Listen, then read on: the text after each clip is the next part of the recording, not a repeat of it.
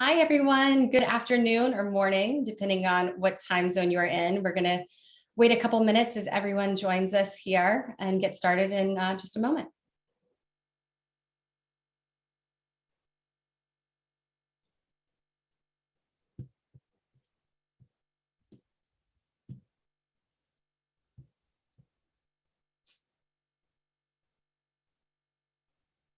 There we go. Hi, everyone that's just joining in. We're going to get started in just a few minutes. Just letting everybody get into the room here. Thanks for being with us today.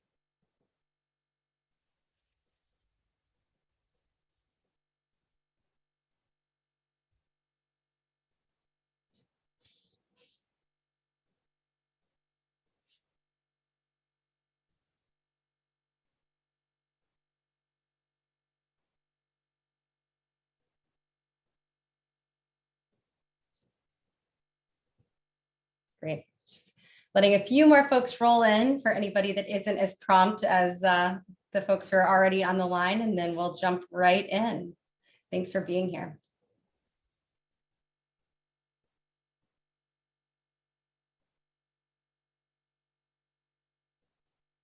Okay, I think we're good to get rolling. Welcome, everyone. I'm Anna Edwards, co-founder and chief advocacy officer at Whiteboard Advisors. We are an education policy research, advocacy, and strategic communications firm in DC, and we are thrilled to be with you today to talk about education funding and implications of funding against a backdrop of what continues to be an incredibly challenging time for state and district education leaders. I'm thrilled to be joined today by two of my smartest colleagues on federal policy and funding, David DeSchryver and Hillary. And then Dwight Jones, we're also very excited that we have him here with us and are announcing today him joining Whiteboard Advisors as a senior advisor. And Dwight is an incredibly special friend and mentor to all of us at Whiteboard. We've known him for over a decade as an education leader in Clark County School District, the 5th largest school district in the country, state commissioner of education in Colorado, most recently as interim superintendent and deputy superintendent in Denver Public Schools. But he's also been in the private sector, so understands how policy and funding have an impact on the market for education companies and nonprofits. So very excited to have him join us. We're going to have hopefully a conversational discussion today. Feel free to jump in, use the chat feature, ask questions. We'll try to get to them if we can. If not, we'll have room at the end for Q&A too. So really excited to get started. Before we do though, Dwight, any words you want to share with our group today? Well, thank you very much. And thank you for those kind words, Anna. It is a real honor for me to have the opportunity to join as a senior advisor with Whiteboard.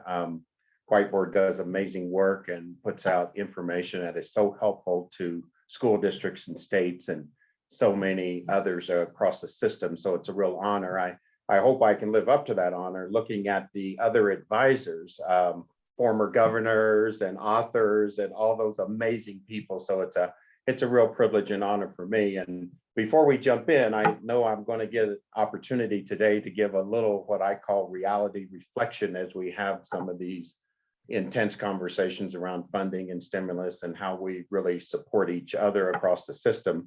I just have to say that our rescue dog, Golden Retriever, Jimmy, sits in the office with me and he's sleeping and snoring in the background right now. So if I come off mute and you hear snoring, I promise you it's not me, it's our rescue dog, Jimmy. Thank you, and look forward to the conversation today. And Dwight, I got one of these here, so there may be some barking. Yeah, no worries, Dogs outside, keep it quiet.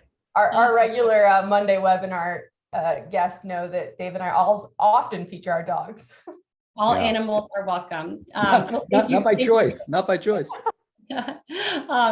So Hillary Knudsen and David DeSchryver, I would love to turn it over for you guys to set the stage with kind of what we're seeing for policy, funding implications, and we can go from there.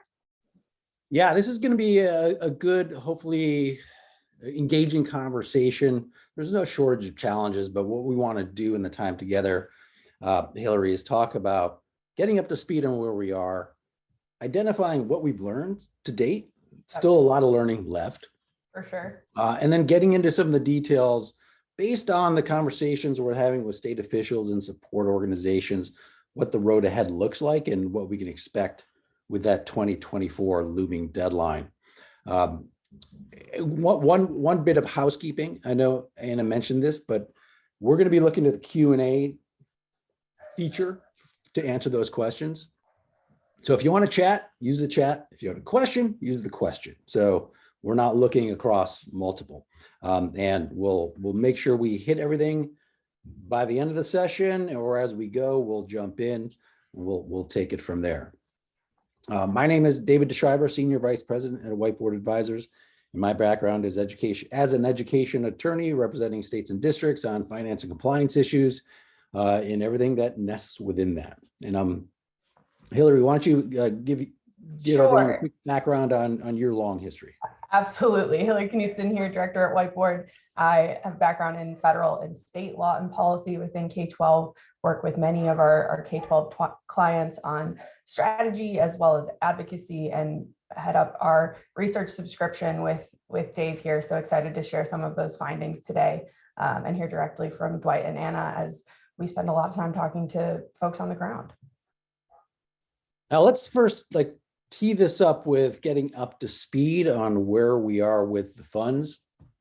Likely everyone knows this, but we all know that we should never assume too much. So we'll make sure we're all level in terms of what's out there and how the stimulus dollars are transitioning the use of funds across the board. A theme that we'll have throughout our conversation is that this is really a transformative point in time on the way that we see federal funds influencing and supporting state and local investments, but also what is the definition of student success? It's evolving in a way that's very different than it's been over the past 25 years and beyond, which creates some challenges, and it certainly creates some opportunities. So we want to be mindful about that transition as we talk about what we've learned and where we're going, and to have a collaborative conversation about the way that we can provide the best supports for that transition to the benefit of the students. So that's the context, and we want to be really thoughtful about that because these are challenging times. So where are we with the evolution of the stimulus dollars? If you'll recall, there's been 3 stimulus packages, 13 billion, 54 billion, 122 billion, respectively within the CARES Act, this Coronavirus Response and Supplemental Appropriations Act, CRSA, not a beautiful acronym, but there it is. And then the American Rescue Plan, ARP. And the evolution of these bills is really from an exigent response around safety and health. The suddenness of the pandemic, way back in 2019, 2020. I mean, we've been doing this for so long now, I forget the origins. To the lessons learned through the pandemic, where we begin to incorporate health, behavioral issues, and learning loss, to finally the $122 billion American Rescue Plan that takes that and requires reservations of state agencies and local agencies to address learning loss and all that it means. And that's accelerated learning, that's behavioral mental health, that's all the underpinnings to address the challenges that have been exposed or created or both by the pandemic. So there's an evolution that is not just response, but heads into transition and more thinks broadly about the way we approach K-12. And I see a quick Q&A here. Is this also about early and pre-K? Of course. Now, it's a bit of a challenge there on the funding side because there's the whole Build Back Better bill stimulus being discussed now. But the incorporation of community engagements and the parents and engaging them early and addressing the issues, particularly when students have been out of school for so long and then coming back into school at a young age with a huge gap. So yes, early learning pre-K is a critical part of this conversation. It's not an easy part of it, but it's a critical part, and it needs to be thought through strategically in terms of how we do this, how we support schools over the long run past 2024 and with a sustainable model. I know there's a lot in there. about almost 190 billion opportunities in there. The other part of the evolution here is the flexibility in funding. And I think we're going to talk about that in terms of timeline, but I think that's another part of with each ESSER funding pool, there are some different parameters around it. Arguably still an extremely flexible pot of funds. By the time we get to ESSER 3, there are a few more strings attached. Yeah, tons of opportunity, a lot of flexibility, as we'll see. It drives some people crazy because it's not clear exactly how it's being spent, the expenditure, the reporting, it's still evolving, but the opportunity is there, and we see the theme and the urgency certainly around addressing learning loss and behavioral mental health. But that's also balanced with construction, HVAC, like a long range of investments. So we do need to balance that and think about the timelines, because that plays into the strategies for spending, which we will discuss in the later slides. So again, we're still kind of getting up to speed. Let's make sure we're clear on the timelines. This overly complicated chart gives you a kind of a stacked view of the calendar year, school year, state fiscal years, federal fiscal years. So your Title I, your IDEA on top of that. And then finally, in the green on the top, the stimulus dollars. And the drop-down lines kind of point out that these funds have to be obligated, which is a term of art for school officials, obligated by September 30, 2022 for the CARES Act of $13 billion, most of which has already been expended. We'll touch on that. $54 billion has to be obligated by September 30, 2023. Suddenly, that's not that far away. And then $122 billion for American Rescue Plan. And that's the obligation date, September 30, 2024, which is often discussed as the funding cliff, but we'll get to that. I see raise of hand wherever you are, Anna. Oh, you didn't raise your hand. All right. I think it's the automatic raise of hand. There you go.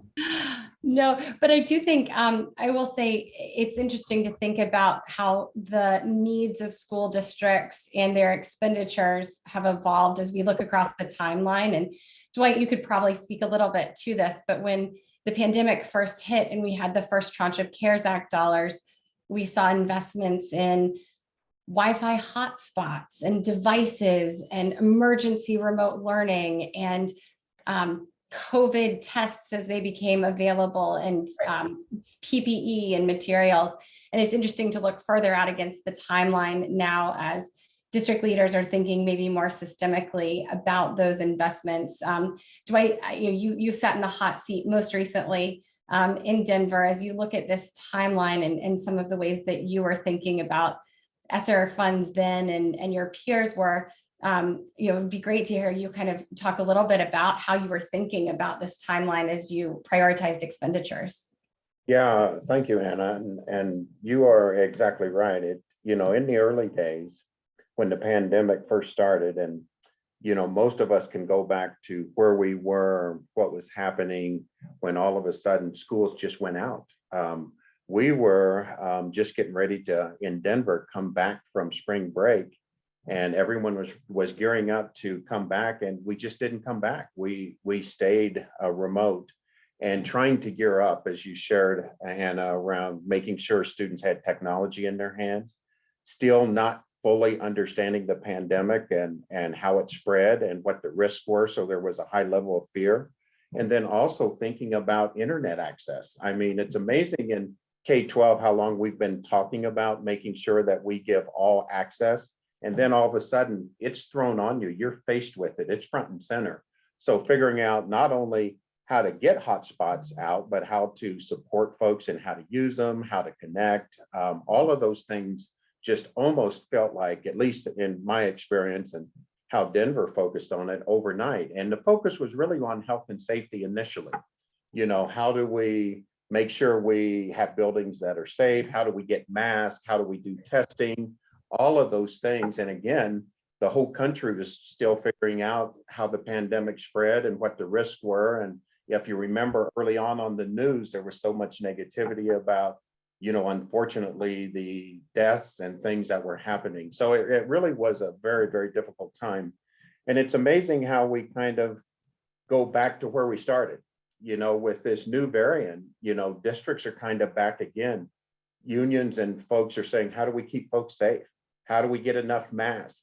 In Colorado, we're now distributing masks to communities through our libraries. I mean, it's almost back to health and safety again. So even though we want to look at innovative ways of how we spend the funds, it's hard to get away of the intensity of this pandemic and how it just seems to be going on and on and on. So I know as we look at, funding and the best ways to spend the funding, I think a lot of districts are still dealing with the reality of the pandemic and the stresses that it's creating on their students, staff, and their communities. And Dave, I think that's what we're seeing play out even as we look at the drawdown. Yeah, perfect. Exactly. Yes. Yeah, that's right. I see, like, there was a quick drawdown with the CARES Act that moved pretty quickly, and that was, to your point, Dwight, a real exigent response and just getting Wi-Fi hotspots and all that together. Then there was that delay of the distribution of the second CARES Act. Now, that wasn't passed until later in the year, but state agencies, in many ways, were more mindful of the way they distributed it, making sure it fit within their e-grant system, the applications were in place, and began to really think about a year of experience with this pandemic. What have they learned and how do they begin to adjust? And what we see to date is that districts are really looking at ESSER 2 and ESSER 3 simultaneously. That's a big chunk of money, which some investments are clear, like they know where they can double down on distance learning or provide additional academic resources. But others, to your point, Dwight, other districts are still holding on to a big chunk of change for who knows. Like, they're going to have to respond, and the expectation that they know what all the challenges will be is just, they don't. And you do see this reflected in conservative budgeting. And I'm thinking about Charlotte-Mecklenburg that reserved 30% of their ARP ESSER 3 is in the unbudgeted category exactly for that point, which is, when we think about working with school districts, there is a communication challenge in recognizing that it's not that these funds aren't needed. It's not that they're not spending it, but there's a process of planning it, paying for the services, getting reimbursed for that services, and then reporting it out. That does take some time. I think we're also just seeing the effect of seeing more hesitancy as a result of where we sit. I think it's both a combination of, we don't know what we'll need to spend money on. Things have been so up in the air. Like, to Dwight's point, we have a new variant that's meaning we need needs around health and safety again. At the same time, flexibility can be a double-edged sword as you're a district or state leader planning for your budget and planning for purposes. No one really knows what it means to have funds audited around ESSER. Like, we don't know exactly how those definitions play out and what that will look like. So I think there's maybe it's counterintuitive to say that there's potentially more hesitancy from leadership in how funds are being spent and how quickly. But at the same time, this is, as our favorite bingo word of the pandemic, unprecedented. And a quick question, are there possibilities of extending the funds? We'll get more into that. The answer is yes. Recently, a coalition of organizations were asking for an extension of a construction because just the length that these construction contracts and the sources of the funds may necessarily extend that. But I think we'll see that.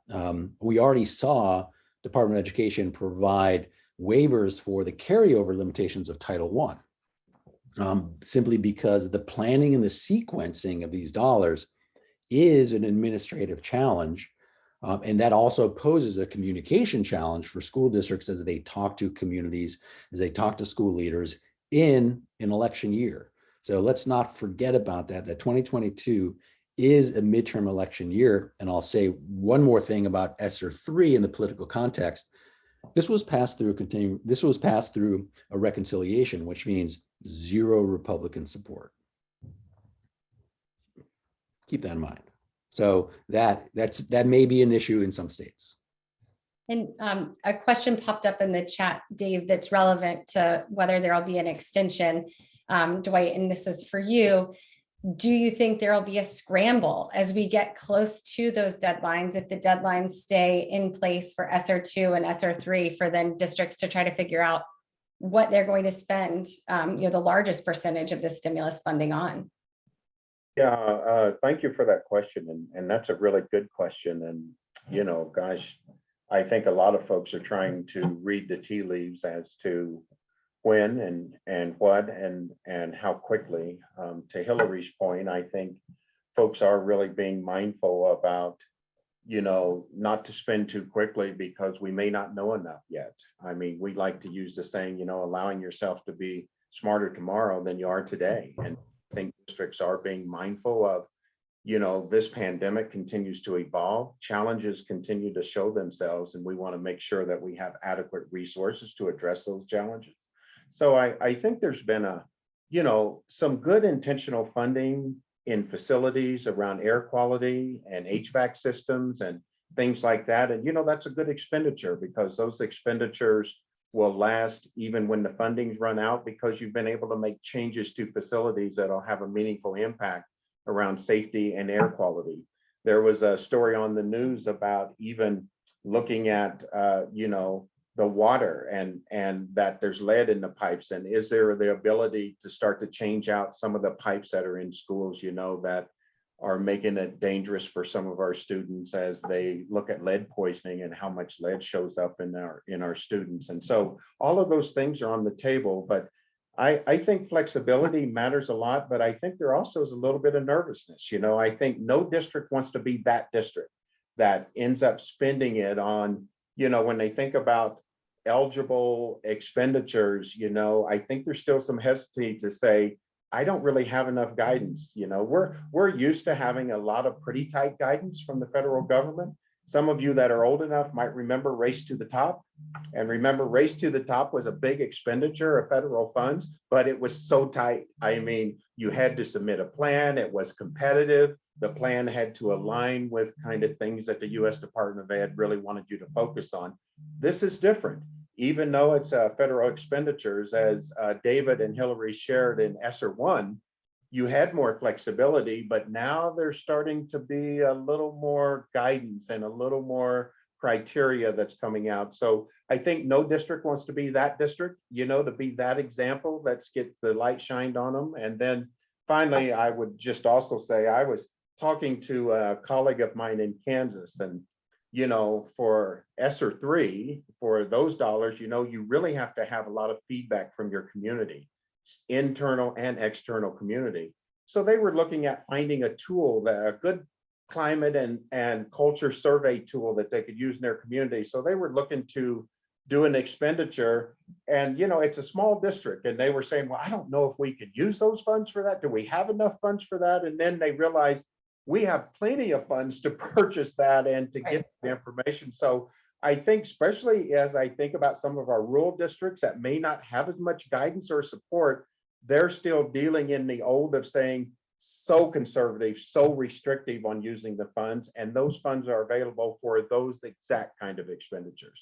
It's an element of decision paralysis, right? Because it's so unheard of to say, like, well, we have more money than we know what to do with, right? And that is the position some of our friends find themselves in. I think in terms of lack of guidance or a desire for more guidance, I think Ed is cognizant of that, right? It was just this week that ARP Paths was announced, our partnership assistance, transformation, and heightened support, thinking about how are states and districts able to better communicate what they're doing with one another and elevate those the practices, strategies, purchases that are in place that are working well. I think this is also an acknowledgement by the administration to say, let's spend these dollars wisely. So I think it's an interesting push that is, open source the decision-making process and hear more from one another, but that's also not guidance. And to your point, it's not guidance, but I'll say this: like, recognize how interesting and how important it is that the Department of Education is taking a step back. Dwight, to your point, it used to be the Department of Education guidance would come out and it would tell you like, this is an allowable expense, this is not an allowable expense, this is how you do it, and this is how it goes into the compliance supplement, which then the grant managers would rifle through the compliance supplement and make sure that their expenses are allowable, to keep some clean sheets here. The Department of Education in many ways is out of the game of directing exactly what needs to be done, but showing and providing examples of successful practices. And we have some guidance as illustrative of that. Late last year, the Department of Education put out their Ed COVID-19 Handbook, Volume 2, that really illustrated what are the buckets of work which they prioritize and provide examples of success from the field. So whether that be meeting social emotional learning, mental health, addressing resource inequities, nutrition, attracting staff talent, staff and administrator mental health, accelerating, all these issues comprise of allowable uses, but demonstrate a really important point that we all should reflect on and come back to, in that the use of these funds really are addressing a changed definition of success for students and schools. And the Department of Education is doing its best to try to support that. And Hillary, the guidance that and the work they're putting out around illustrating models of success and creating dialogues around those models is really something that I haven't seen the department do in my career. And that's 20 plus years of working with the Department of Education on this stuff. This October 20th, 21 guidance is a good example. It's an example of that. It's about a 200-page document, really looking at challenges and looking at making recommendations based on practices of the field. So highlighting states and districts that have implemented those strategies and have seen success. Yeah, and this will be the path going forward. So technical service centers, associations, organizations, really elevating what's working around what's much more flexible in terms of allowable uses. And so that too, I think is a conversation that continues with school officials, auditors, grant managers to recognize both the breadth of the opportunity, but the flexibility that they have to use these funds, and to think about what student success looks like, not simply as an academic proficiency endeavor, but one that addresses behavioral, mental health, family and community engagement, all these interconnected issues that may be used, that the ESSER funds may be used to support. Which, now let's think about all those stacked revenue sources, that influences the way you use, say, Title I, that influences the way you use state and local revenue, that influences on and on. And so that is a transition that also must be considered when communicating, like, why haven't the funds just been drawn down and spent? Does this mean they don't need it? No, it means it's a signal of a bigger change, and being a partner to school officials and being a partner to those in the community to explain both the technical aspects of budgeting, community engagement, drafting a plan, getting reimbursed, all that, in addition to these bigger transformations, is a really important part of the narrative that needs to be fleshed out. And I think we have two questions that I think connect back to that as well, Dave, of to what extent are we hearing labor shortages and supply chain issues are delaying spending, as well as is the increasingly or perceived increasingly divisiveness of community climate at the local level impacting decisions and delays in spending? I would say yes, and right, like there are several reasons in which districts are maybe taking longer to spend funds than we might anticipate. We've talked about several of them, but Dave makes a good point around the community engagement element and the desire to ensure that community needs are being met and that those decisions are being made in concert with parents and students and stakeholders. That also means, anytime there are more voices at the table, there's more likelihood for disagreement as well. I think there are several issues that have reached the national landscape as quite divisive, and to Dave's point, an election year just tends to make that more volatile.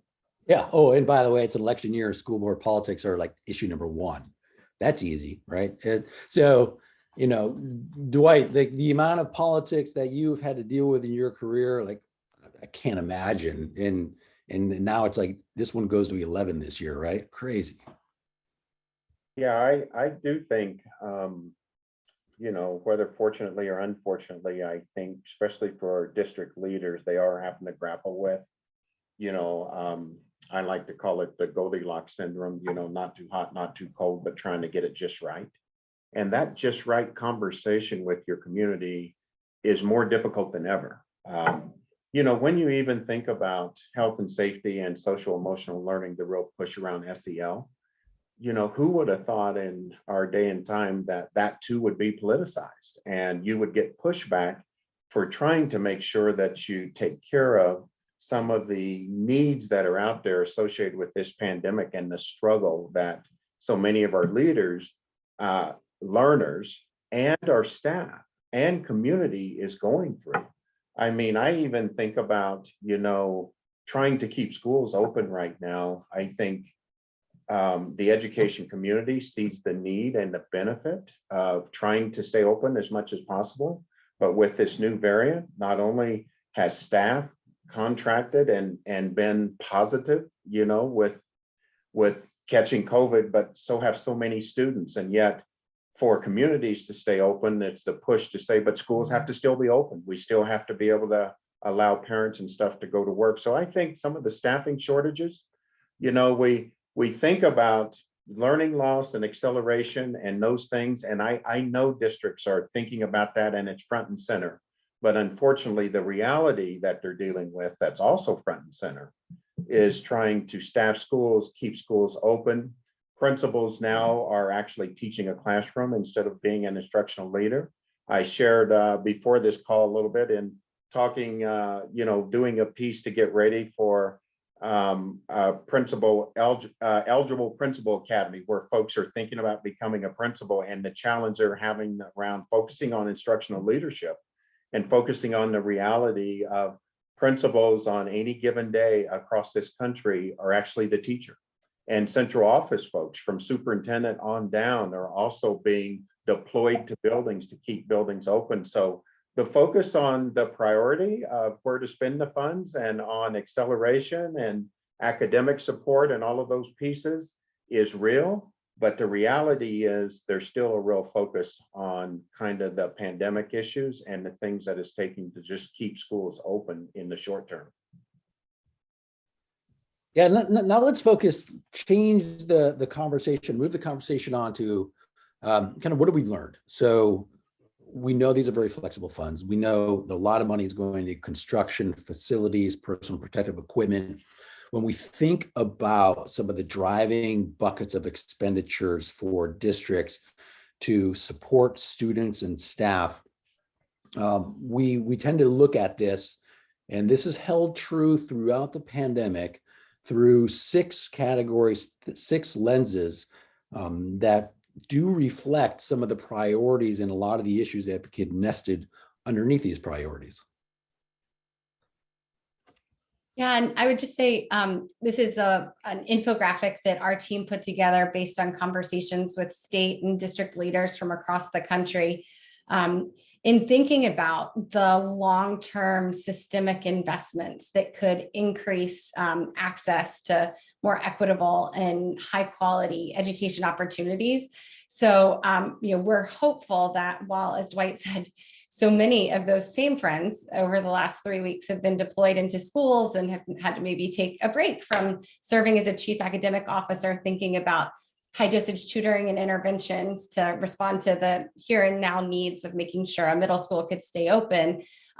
Looking ahead to the future, we are seeing some trends in some of those planned expenditures. A lot of them revolve around better use of technology. So we called out, actionable data insights, interventions, and personalized and tools for student needs to address learning acceleration opportunities, tools that advance equity through infrastructure. How are we looking at the data to see course taking progressions and access to advanced coursework across all of our student subgroups and special populations, as well as racial demographics.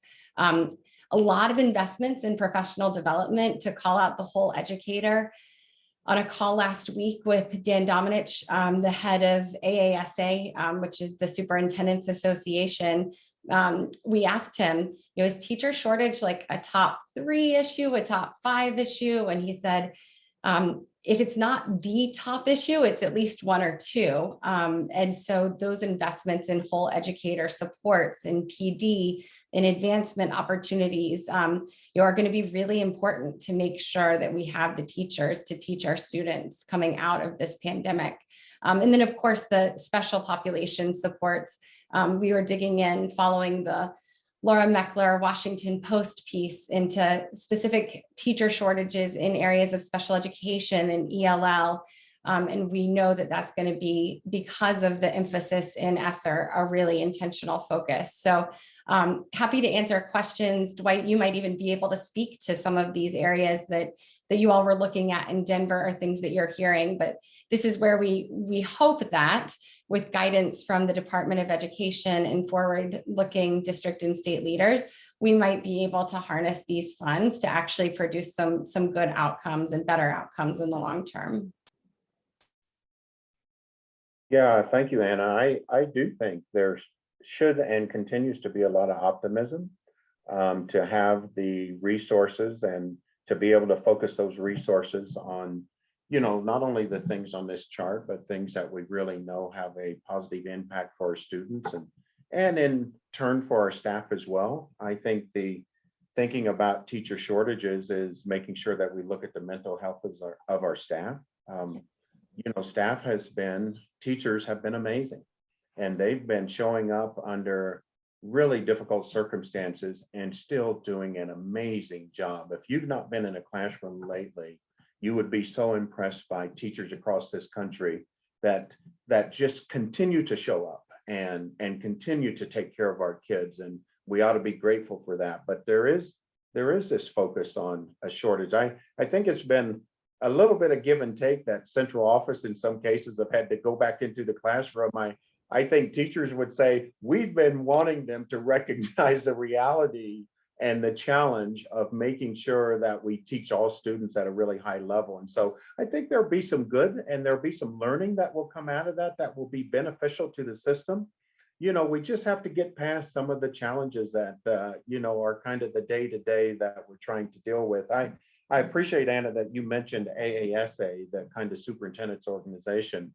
I think they've been doing a fantastic job of bringing districts together and sharing best practices and getting that information out, not only for urban and suburban, but for rural districts as well. And so I really compliment them for having real people that are in the trenches. I'm getting an example to share from my experience most recently from Denver Public Schools.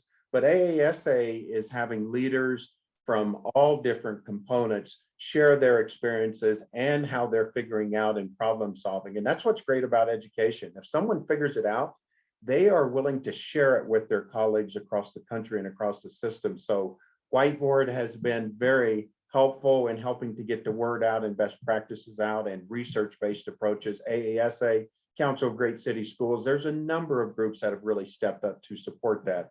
And I'll just close with, I know we're focused on teachers as we should be, but the support mechanism that helps schools operate, bus drivers, special education paras, lunchroom aides, all of those things are also in really short supply that are also creating significant challenges for school districts. So the staffing piece is even broader than just teachers and the classroom. It's also all the support services that really help a school run.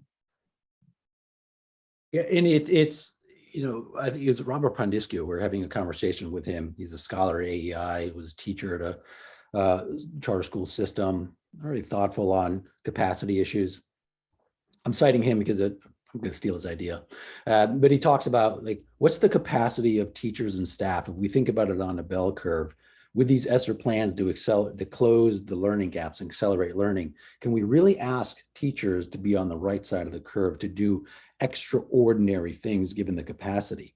And he's just statistically, that's not a feasible ask. So as we think about the partnerships and how we can help, how can we make them a better teacher? How can we make schools and leaders and administrators better without asking them to do more, to be exceptional, given the circumstances that we're under. And I think that's an ongoing challenge. It's a fair question. And it's one that we need to think about when we set our expectations of what's going to happen post 2024. Now, I want to jump to what we've seen Dwight mentioned from others who are sharing out: Center for Reinventing Public Education, Future Ed, ASA, others that are looking and sharing their reports on how these funds are being spent. This is a report from the top 100 districts by the Center for Reinventing Public Education. And if we look at the top priorities, we see this consistently. I think the capacity and the staff is now coming to the top. But we look at accelerated learning, lost instructional time on top, social, emotional, mental health supports, ed tech capacity, all issues we've hit so far. And I color code this back to the wheel because it's very consistent in the priorities that we see these investments. Right. And aligned to what states put in their ESSER plans, right? In our review of all the state ESSER plans, as well as our own research into the top 100 districts, that this is what we saw as well. And if you look at, across states, every state it says something around tutoring. Every state says something around teacher pipeline and or professional development. Of their top 3 to 5 priorities that every state had to enumerate, you have 3 out of 4 citing SEL and mental health in some combination as one of those top priorities. And learning acceleration in whichever term they use, like that's at least half of states that are saying this is number one. Yeah. And I would think like it's how do we think about social, emotional, mental health supports as a component of learning acceleration?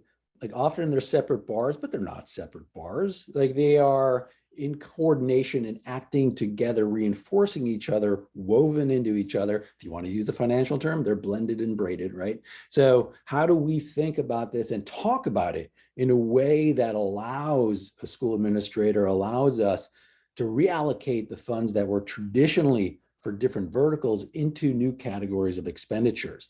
And we're beginning to see that emerge, and having those conversations about those new categories is really important. Now, Hillary, in our work over Whiteboard Research, we're going through the plans and we're looking at this.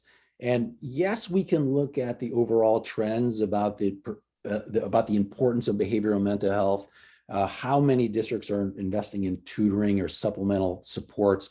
But it's really important to get into the details here because of the community conversations that were engaged in to develop these plans, and because each district is identifying different priorities, things are not evenly distributed.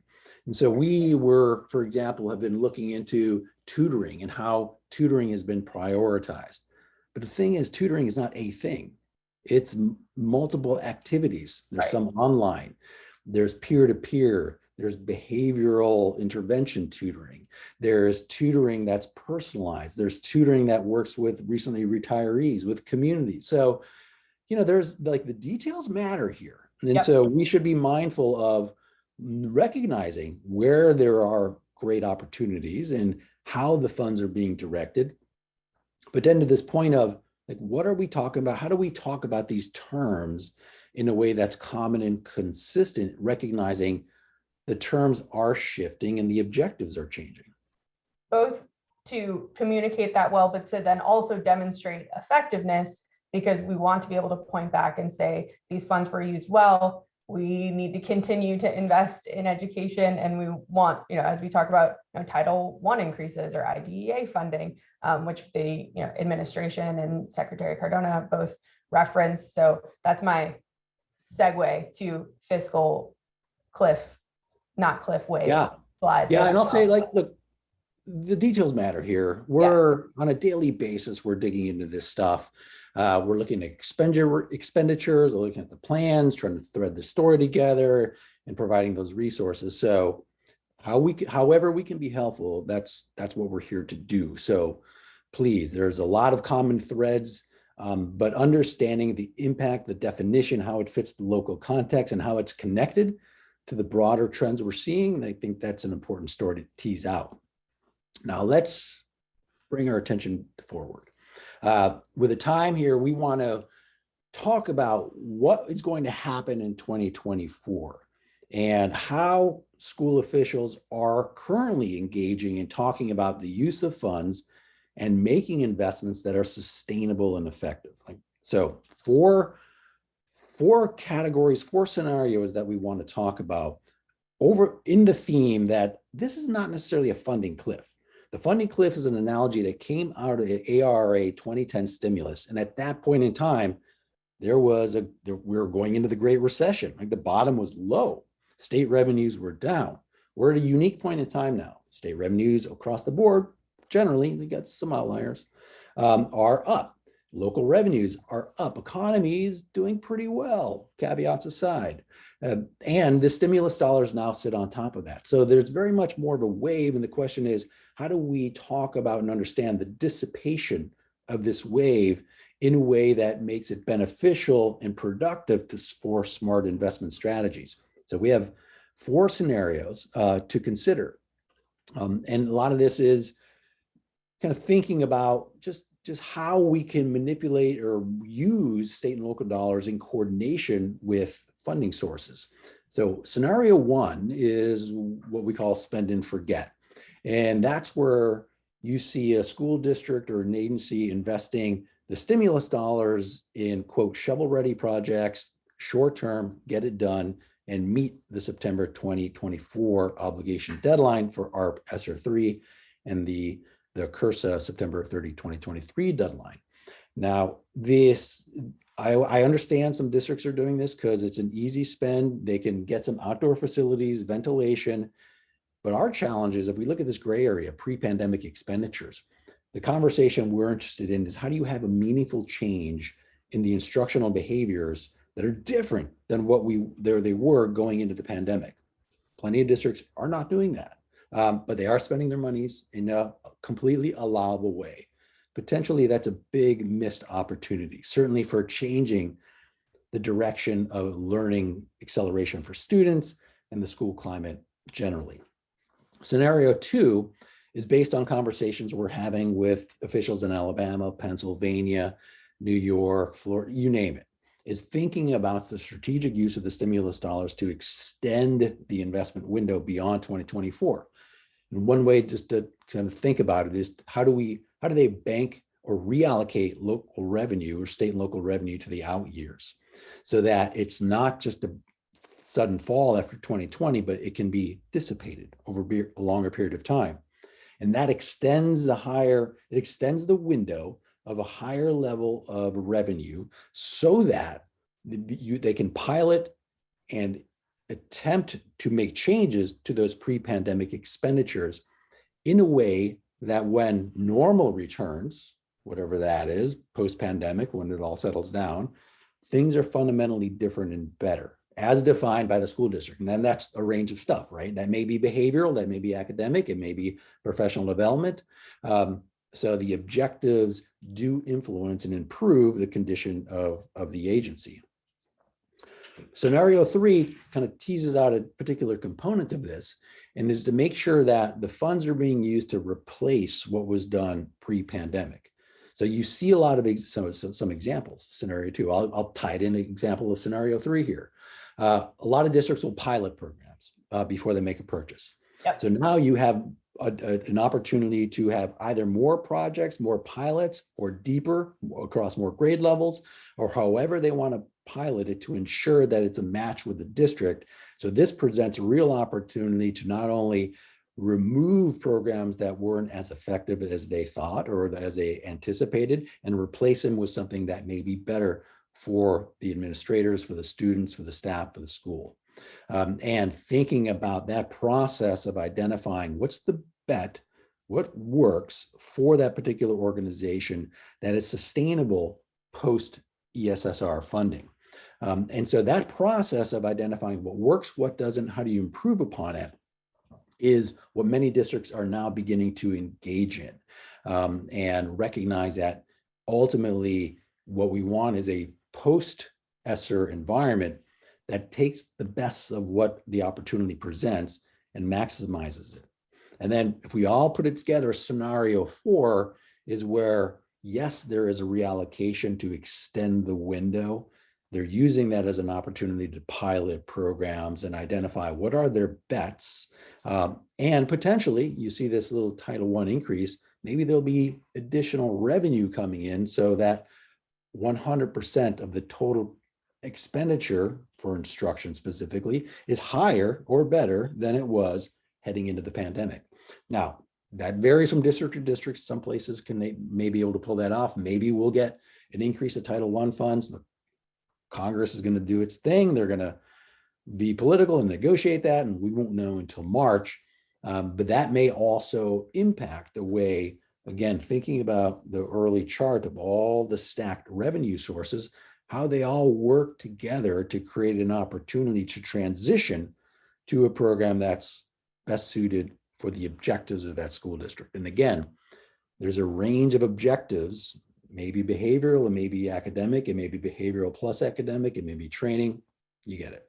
And so the conversations we're having with school officials and partners is to think about, like, what is the long-term strategy that allows us to extend the window and really be mindful about this investment strategy, maybe you call it performance-based investment strategy, that can be communicated to the public, to policymakers, and to the school board. Absolutely.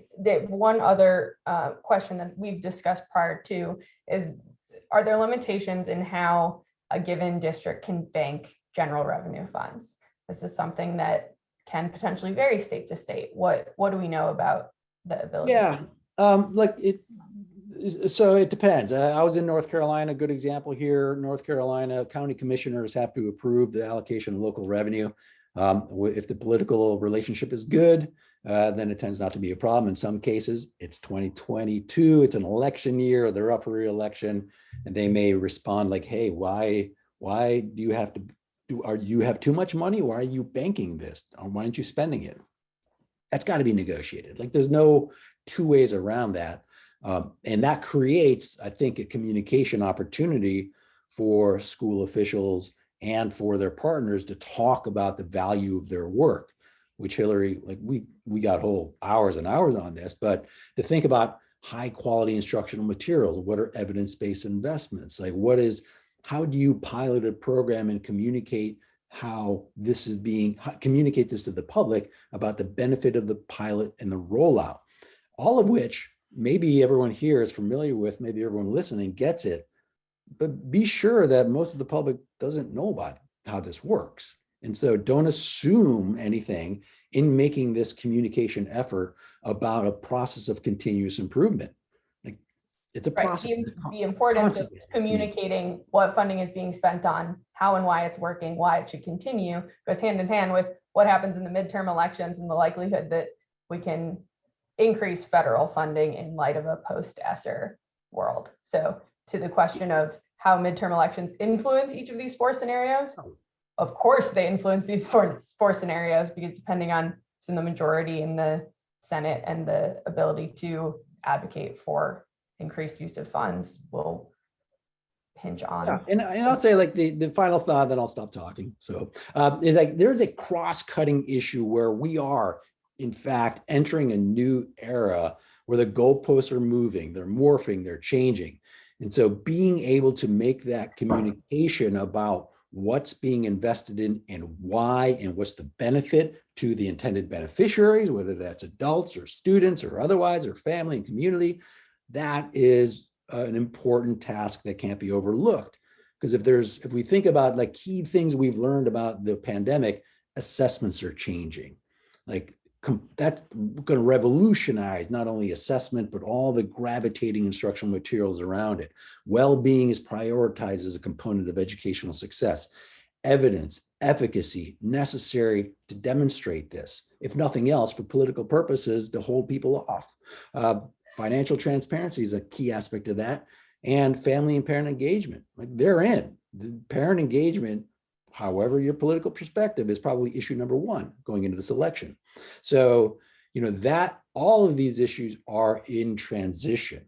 And that investment strategy, if we can extend the window and help better communicate it, is the work ahead and is part of the conversations that are necessary, that are helpful, how we understand it, to school leaders. And like Dwight, I know, maybe all your work, half your work, like explaining to people your leadership and what you're doing. And that just is like an endless project.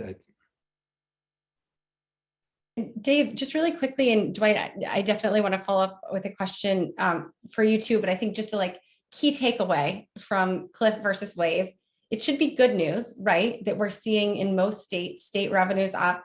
There's an opportunity, if the dollars are invested well, we could see bumps in other federal funding streams like Title I, and there's some flexibility potentially in reshuffling funds to allow them to last for longer. So hopefully that's good news for everybody today. I do think, Dwight, and this is where I think it would be great to get your take as we wrap up.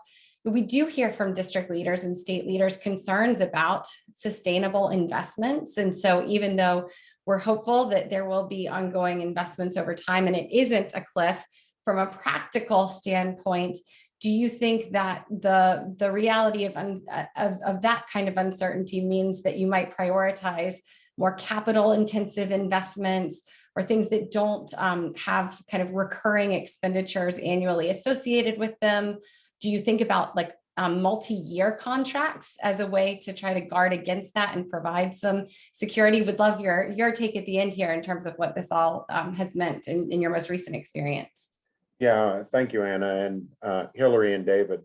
Again, fantastic information, so helpful, so useful. And at the end of the day, it really is about creating a space for folks to really think through and to have a chance to use real data and real kind of best practices to think about the best way forward. And to your point, I think districts in the short term are thinking about, construction, other things to spend resources that are beneficial that will have a lasting effect. But I think there's a real push, and that's why I really appreciate districts that are really going out of their way to identify good ways to get feedback from their communities to say, what does a community want? What's priority? We know that learning loss or acceleration of learning, however you want to define it, it has to remain at the top of the pyramid. And we have to have the investment of resources to support our young people and support our staff. We know that a lot of districts move to one-on-one really quickly. Some of the teachers are prepared for teaching and working in that space. Some are going to need a lot of PD and additional support. How do we create anytime learning for our teachers, because there isn't time or space for really getting together, nor in some cases with the pandemic, it's not even safe to do so. So how do we support folks that are really providing anytime, anywhere, online support for PD around teachers, not only getting more comfortable in this space, but having access when they can actually use it. And then I just want to give a shout out to our nonprofit and even our private companies that are really stepping up in ways of how they can support districts to not only think about how to stretch these dollars and use them for best practices and to support going forward, but also, to those companies, the hard part, I'll give an example.